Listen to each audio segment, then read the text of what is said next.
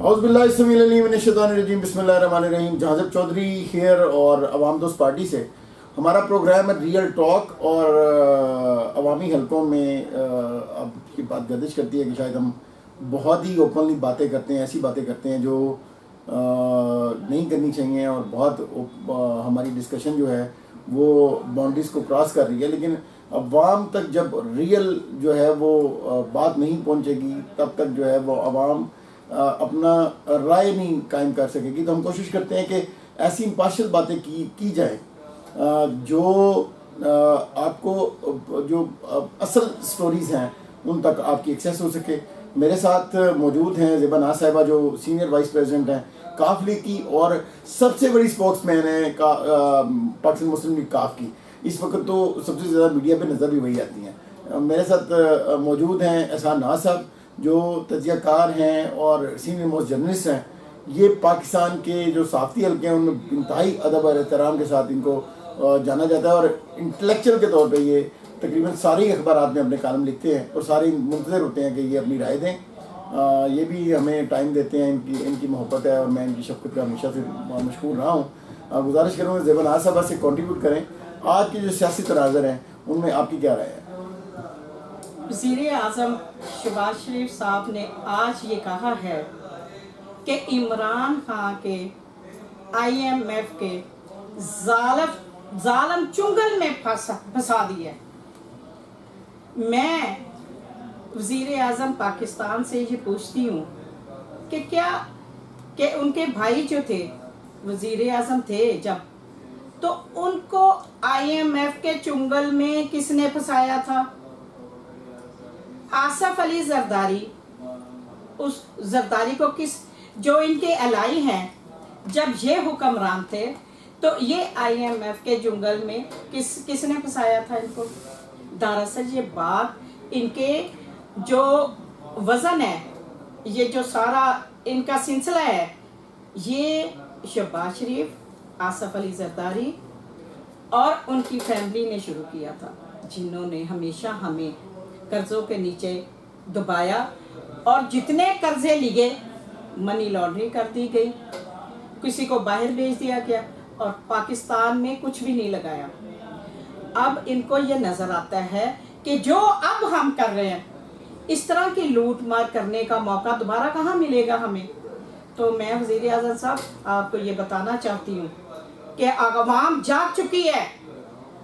آپ کے مکروہ چہرے اور آپ کی مکروہ باتوں میں یہ عوام اب نہیں آئے گی, اور یہ عوام آپ کو نہ دولت لوٹنے دے گی, نہ آپ کو مکاری کرنے دے گی, اور نہ آپ کے ہاتھ جو خزانوں کے اندر دبے ہوئے ہیں وہ چلانے دے گی.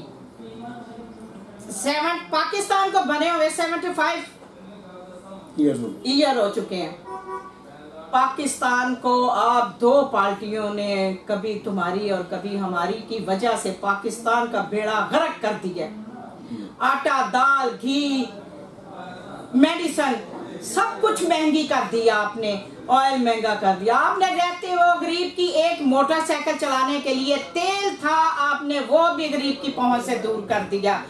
لوگ سائیکل چلانے پہ مجبور ہو گئے ہیں. چودھری پرویز علیہ صاحب کے ہاتھ میں جب ان نون لیکیوں کے ہر کنڈوں کو جتنے سمجھتے ہیں, میرے خیال سے وہ کوئی بھی نہیں سمجھتا, کیوں کہ وہ عمران خان کے ساتھ کھڑے ہیں, ان کے الائی ہیں, اور ان کے ساتھ پوری پارٹی کو مضبوط ترین کر کے کھڑے ہو کے آپ کو دکھائیں گے. مونس لائے کے ساتھ جو کیسز بنائے جا رہے ہیں وہ بھی پتہ ہے ہمیں اس کا مین ایشو کیا ہے, مین ریزن کیا ہے. نون لیگیوں نے کس کو چھوڑا ہے؟ ابھی زرداری کی اور نون لیگ کی کیوں نہیں بن رہی؟ اس لیے نہیں بن رہی کیونکہ انہوں نے معاہدے کیے ہیں زرداری صاحب کے ساتھ کہ بھئی ہم آپ کو اتنی وزارتیں دیں گے, آپ کو اتنے ہم شہروں میں آپ کے MP MNA بنائیں گے, آپ آ جائیں. مولانا فضل الرحمان صاحب کدھر چلے گئے؟ وہ ساری پارٹی کھیرو کیسے ہو گئی جو کہ ایک کنٹینر پہ مولانا فضل الرحمان, مریم بی بی اور شہباز شریف اور حمزہ اور مختلف اور لوگ جو تھے وہ کھڑے ہو کے نعرے لگاتے تھے, تو پورے گھر میں تریل کس نے ڈال دی؟ मरियम नवाज साहबा ने। और फिर अब कहाँ खड़े हैं? अब सिर्फ सबका एक ही चुंगल है, एक ही मोटिव है, एक ही नजरिया है कि पाकिस्तान को लूटो, इसके बाद हो सकता है हमारी बारी ना आए और जितना दाल लग सके लगा ले, लुटो और फुटो। जी।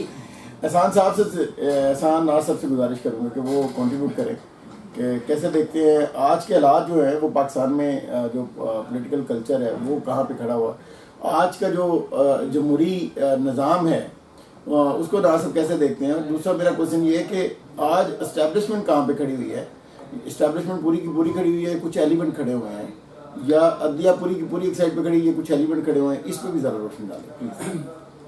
बहुत शुक्रिया, बहुत मेहरबानी जावेद साहब। पाकिस्तान की आवाम की क्या बात करें, वोट उनको डालने जाए, वोटों को गिनती नहीं होती, किसी जगह वो एहतजाज करें उनको डंडे मारे जाते हैं और उनको अंदर कर दिया जाता है।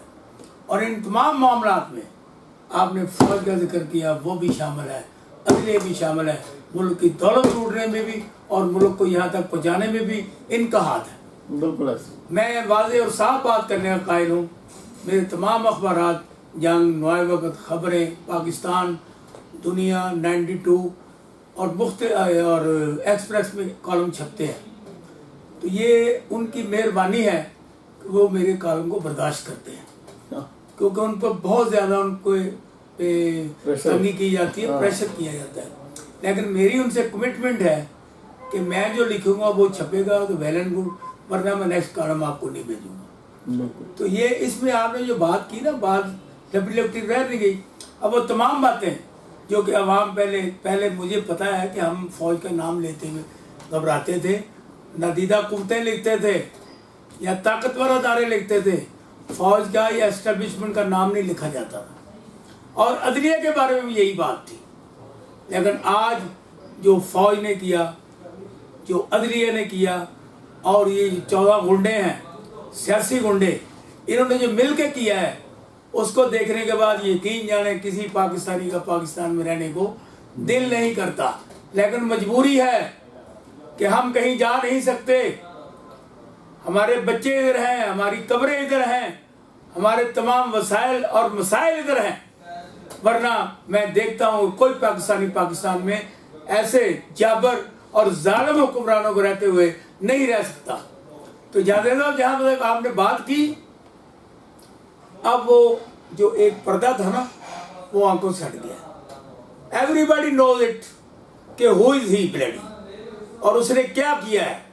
ये जो 2 माह पहले वाक़े हुआ है ना, ये कुछ सडन नहीं हुआ, ये कोई अचानक नहीं हुआ। इसमें 5-6 महीने लगे। उसमें अमेरिका के जो करता धरते थे ना, वो ये जितने इस वक्त मुनहरफ इलाकाई ने असेंबली हैं कौमी में और सूबाई में, उनको मिलते रहे, फरोज लाई को मिलते रहे, मौलाना फजल रहमान को मिलते रहे, शहबाज शरीफ को, हमजा को, सबको मिलते रहे, और मिलकर एक इन्होंने साजिश बुनी जिसका नाम तरीके अदम इत्मीनान रख दिया गया। मुझे आप ये बताएं कि जो शख्स पहले इतने साल, 3.5 साल से हुकूमत कर रहा है, यकदम उस पर क्या गुजरी, सिर्फ ये फैसला हो गया कि अब हमने इन्हें नहीं रहने देना क्योंकि ये हमारी गिरेबान पकड़ रहा है। उधर से इमरान खान की भी गलतियां हैं कि उसको इनका गिरेबान इक़्तिदार में आते हुए पकड़ लेना चाहिए था। इसने इतना ढीला गिरेबान पकड़ा कि वो अपना गिरेबान छुड़ा के इन्हीं के हाथों भाग गए। और अब ये बार बार ये बात कहता है कि मैं बनी गाला में बैठा हूँ। आप बनी गाला में बैठे हैं, वो लंदन में बैठा है, वो लंदन से हुक्मरानी कर रहा है। उस बारे में तो मरियम नवाज शरीफ कभी नहीं बोली कि मेरे वालिद साहब लंदन से पार्टी चला रहे हैं। लेकिन आजकल बार बार ये बात होती है, ये बनी गाला में छुप के बैठ गया, ये बनी गाला से तकरीर कर रहा है, ये बनी गाला में, ये भी बनी गाला उसका घर है। बनी गाला को पाकिस्तान से बाहर मुल्क को हिस्सा नहीं है। आपके वालिद मोहतरम तो भागकर और यहाँ के खरबों रुपए लूट कर जेल से भागे हैं। अगर बनी गाला में ये बैठकर तकरीर करता है तो कभी अपने वालिद का भी उसके साथ जिक्र कर लिया करें, अपने दोनों भाइयों का भी जिक्र कर लिया करें। अपने कज़न सलमान का भी जिक्र कर लिया करें। और बाकी ये शहबाज शरीफ की फैमिली पूरी का पूरी बाहर है, बेगम बाहर है, बेटी बाहर है, दामाद बाहर है, और सब लुटेरे हैं। उन पे FIR दर्ज हैं, उन पे मुकदमात हैं, वो जेलों में जाने के लिए बिल्कुल हुकूमत पकड़ने के लिए तैयार थी, वो भाग गए। तो मैं आपको बड़े वाज़ेह अल्फाज में ये बताना चाहता हूँ कि आवाम इस वक्त आपको बर्दाश्त नहीं करेगी और ना करेगी, क्योंकि आपने आवाम का गला दबा दिया है। अब वही लोग आगे बढ़ेंगे जो आवाम की खिदमत करेंगे, और आवाम आज खुद अपना रास्ता बनाएगी। और जितने ये गुंडे लुटेरे इस वक्त इक़्तिदार में, इन सब का जब तक पता साफ नहीं किया जाएगा, इनको इस दुनिया से नहीं मिटा दिया जाएगा, उस वक्त तक ये आवाम को चैन से नहीं बैठने देगा। अच्छा, एक क्वेश्चन मेरा यहाँ पे एहसान साहब आपसे और है, ये जो एस्टेब्लिशमेंट की साइड से DGSP ISPR का 2 दिन पहले बयान आया, इसके अलावा नून लीग के PDM के बहुत सारे लीडर्स जो हैं उन्होंने डिस्कस करते रहते हैं कि ये जो साजिश हुई है, मुदाखलत हुई है, इसमें ज़रा रोशनी डालिए, आप किस नज़र से देखते हैं? ये साजिश है, मुदाखलत है, और साजिश और मुदाखलत में ज़्यादा सीवियर कौन सी बात है? और ये साजिश का मामला ज़्यादा गंभीर है कि मुदाखलत का मामला ज़्यादा गंभीर है? चौर साहब, आप भी भले आदमी हैं, साजिश हो या मुदाखलत हो, ये एक ही चीज़ है। मुदाखलत सामने से की जाती है, साजिश पीछे से की जाती है। ये पीछे से तैयार हुई और सामने से आके हमारी जो मीर जाफर और मीर सादक हैं, उन्होंने यहाँ पे एक्शन लिया। मुझे आप ये बताएं कि पाकिस्तान की तारीख में जिस दिन इमरान खान को निकाला जा रहा था, उससे पहले रात 12 बजे कोई अदालत लगी है? कभी नहीं, कोई शक। क्या उस वक्त कभी कौमी असेंबली के बाहर फौज, पुलिस और रेंजर की गाड़ियां आई हैं पकड़ने के लिए मेंबरान कौमी असेंबली को, स्पीकर को, डिप्टी स्पीकर को? नहीं, ये कभी ऐसा नहीं हुआ। और इसकी वजूहात क्या है?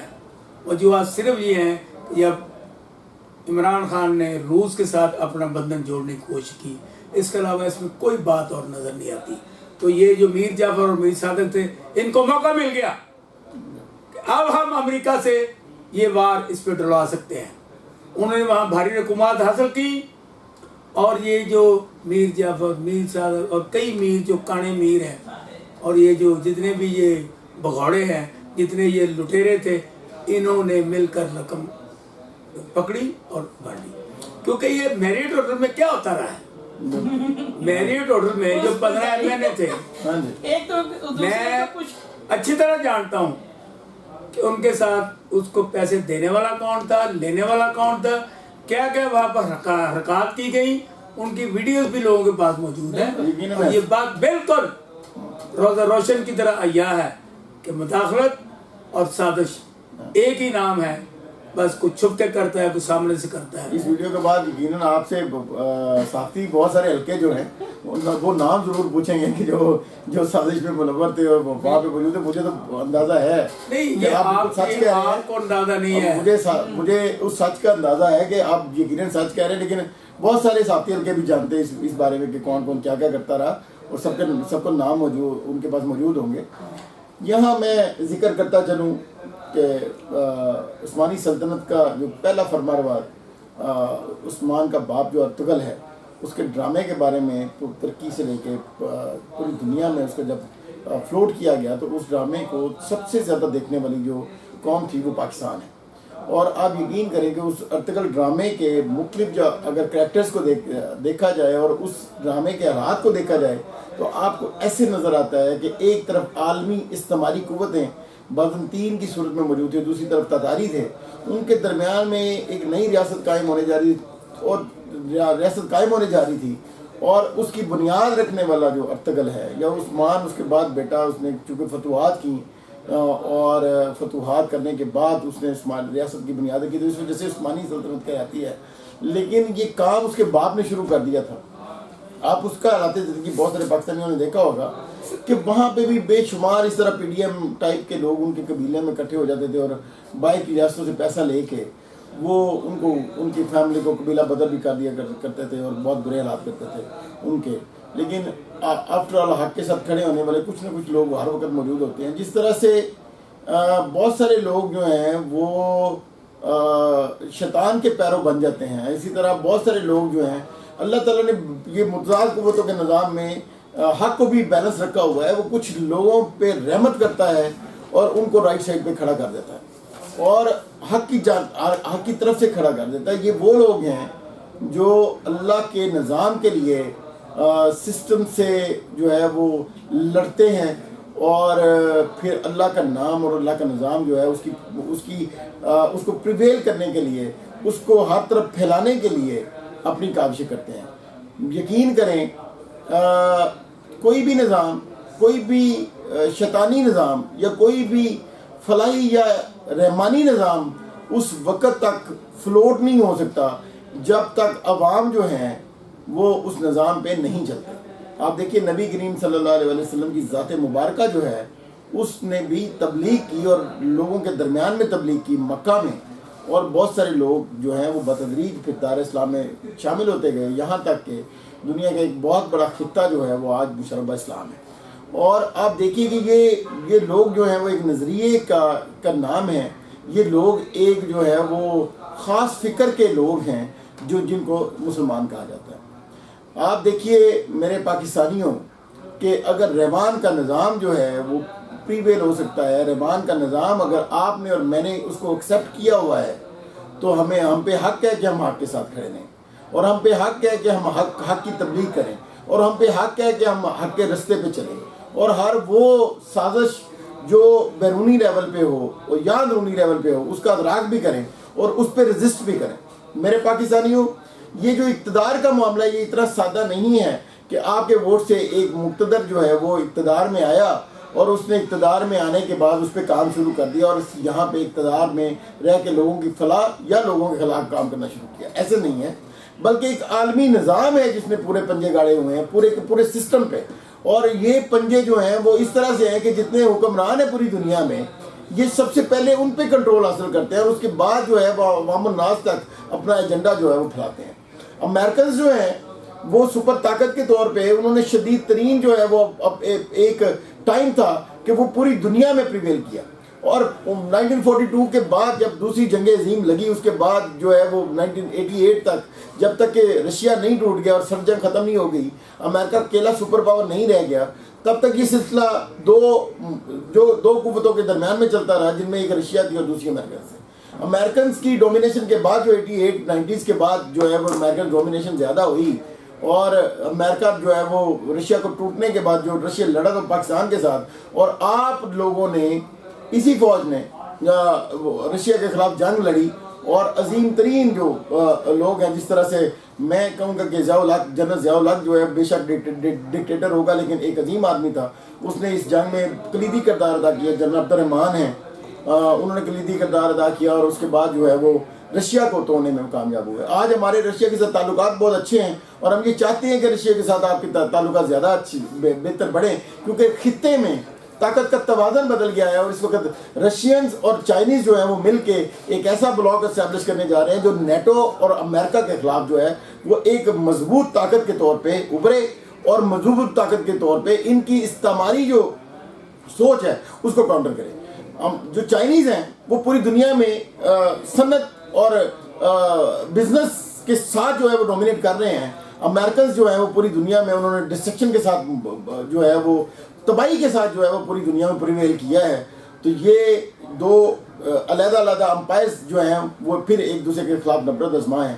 پاکستان ایک چھوٹا خطہ ضرور ہے لیکن یقین کریں کہ آپ کی سوچ چھوٹی نہیں ہے, آپ کی بہت بڑی سوچ ہے, اور یہ بہت بڑی سوچ جو ہے یہ آگے چل کے آپ کو بتائے گی کہ حضرت صوفی ابو انیس صوفی برکت علی لدھیانوی رحمۃ اللہ علیہ فیصل آباد دارالحسان والے وہ فرمایا کرتے تھے کہ اگر ایک وہ وقت قریب ہے جب پاکستان میں بیٹھ کے دنیا کے فیصلے ہوا کریں گے, اور اگر ایسا نہ ہو تو میری قبر پہ آ کے تھوک دینا. مطلب یہ کلمہ ہے ایک ایسے بندے کا جو اللہ کا ولی ہے, اور آپ یقین کیجئے کہ یہ وہ ٹائم ہے جب بہت بڑے پیمانے پہ تبدیلی رونما ہونے والی ہے. یقین کیجئے اس وقت جو ہے وہ آپ کی جو فوج ہے جس کے خلاف اتنی بڑی ریزسٹنس جو ہے وہ پی ٹی آئی والوں نے کریٹ کی ہوئی ہے. جب یہ پی ٹی آئی کو سامنے لے کے آئے تو سارے کے سارے پی ٹی آئی کے کارکن جو ہیں وہ فوج کے ساتھ تھے, اور آج جب وہ انہوں نے بالکل یو ٹرن لے کے, فوج نے اسٹیبلشمنٹ نے یو ٹرن لے کے لوچے لفنگ لٹیروں کو اس قوم پہ مسلط کیا تو سارے یو ٹرن لے گئے. اب جتنے نون لیگی گالیاں دیتے تھے فوج کو, آج وہ فوج کے جو ہے وہ ان کے کلام پڑھ رہے ہیں, اور سارے جو ہے وہ جو انصافیت ہیں یا پھر پی ٹی آئی کے لوگ جتنے کارکنان ہیں وہ فوج کو گالیاں دے رہے ہیں. دیکھیں پاکستانیوں, فوج کے کچھ ایلیمنٹس جو ہیں, کچھ کردار جو ہیں, اور عدلیہ کے کچھ کردار جو ہیں, وہ جو موسٹ پاورفل کردار ہیں, وہ یقیناً اس میں مجرم ضرور ہیں, لیکن پورے کے پورے اداروں کو اگر مطلب تنقید کا اور تذلیل کا جو ہے وہ تذلیل کا سامنا ہو, یہ کوئی مناسب روش نہیں ہے. یا ان پہ تنقید کا معاملہ کریٹ کیا جائے, یا ان پہ تنقید کی جائے, پورے کے پورے جو ہے وہ اداروں پہ تنقید کی جائے. اس میں بہت سارے ایسے کمال کے لوگ ہیں جو پاکستان کو سرو کر رہے ہیں اور جنہوں نے پاکستان کے لیے شہادتیں دی ہیں, جن کے خاندان شہید ہوئے ہیں, اور ایسے بہت سارے انصاف والے جج ہیں جنہوں نے پوری زندگی کسی سے کچھ نہیں لیا اور انصاف کا علم بلند رکھا ہے. میں سمجھتا ہوں باحثیت ادارہ اگر کوئی پرسنل حیثیت میں پاکستان کی سالمیت اور اپنے حلف سے غداری کرتے ہوئے جو پاکستان کی سالمیت کے لیے ہے, اگر کوئی انڈیویجولی جو ہے وہ پاکستان کے خلاف کام کرتا ہے تو وہ دین و دنیا میں رسوا ہے اور جلدی اللہ کے حضور وہ جواب دہ ہوگا. لیکن میں آپ کو یقین دلاتا ہوں کہ پاکستان میں ایسی بہت ساری قوتیں موجود ہیں جو پاکستان کے لیے کام کر رہی ہیں اور پاکستان کے لیے اپنا تن من دھن قربان کرنے کے لیے تیار ہیں. ہم پاکستان میں بڑی تبدیلی چاہتے ہیں. ہم جو ہے وہ عوام دوست پارٹی کے طور پہ اس وقت منظر عام پہ اس وجہ سے ہیں کہ ہم چاہتے ہیں کہ پاکستان میں حق کو حق کہا جائے, ناحق کو ناحق کہا جائے. کوئی ناحق والا جو ہے وہ ناحق کی فیور نہ کرے, اور کوئی بھی حق والا جو ہے وہ ناحق کے ساتھ نہ جائے. ہم یہ چاہتے ہیں کہ پاکستانی جو ہیں وہ صاف ستھری بات جو ہے جو بہترین جو سیاستدان ہیں ان کی فیور کریں, اور جو لوچے لفنگ لٹیرے ہیں جن پہ کیسز ہیں ان کو کہیں کہ عدالتوں میں جائیں اور آپ جا کے اپنے جو ہے وہ کیسز جو ہیں وہ پہلے ان کی سنوائی کرائیں, اس کے بعد ہم آپ کے نعرے لگائیں گے. ہم صرف یہ چاہتے ہیں کہ پاکستان کی قوم جو ہے وہ حق کی طرف کھڑی ہو جائے اور ناحق کی طرف جو جانے سے کترائے. ہم یہ چاہتے ہیں کہ پاکستان میں ایک بہترین نظام جو ہے وہ ایسا نظام کھڑا ہو جس میں عوام کی جو ہے وہ آبیاری ہو, عوامی جو معاملات ہیں یا عوامی جو کہنا چاہیے عوامی مفادات ہیں ان کے لیے سارے لوگ کام کر رہے ہوں. اور یقین کریں کہ ایک طرف حق والے کھڑے ہوئے ہیں, ایک طرف ناحق والے کھڑے ہوئے ہیں. ہمیں یہ ضرور جاننا چاہیے کہ جو حق والے ہیں وہ کون سے ہیں اور ہمیں ان کے ساتھ کھڑا ہونا ہے, اور ناحق والے کون سے ہیں جن کو ہم نے چھوڑنا ہے اور ہم نے ان کا گریبان پکڑنا ہے, اور ان سے جو ہے وہ انصاف اور جو ہے وہ انصاف کے ساتھ ان کے ساتھ عمل کرنا ہے, اور ان کو مجبور کرنا ہے کہ وہ پاکستان کی جو لوٹی ہوئی دولت ہے وہ پاکستان کے عوام کو واپس کریں, اور پاکستان جو ہے وہ ترقی کرے. ترقی کا راستہ جو ہے وہ ہر وقت موجود ہے. آپ اور میں جب چلیں گے تو یقیناً ہمیں وہ راستہ بڑی تیزی کے ساتھ نظر آنا شروع ہو جائے گا. جزاک اللہ خیر. السلام علیکم.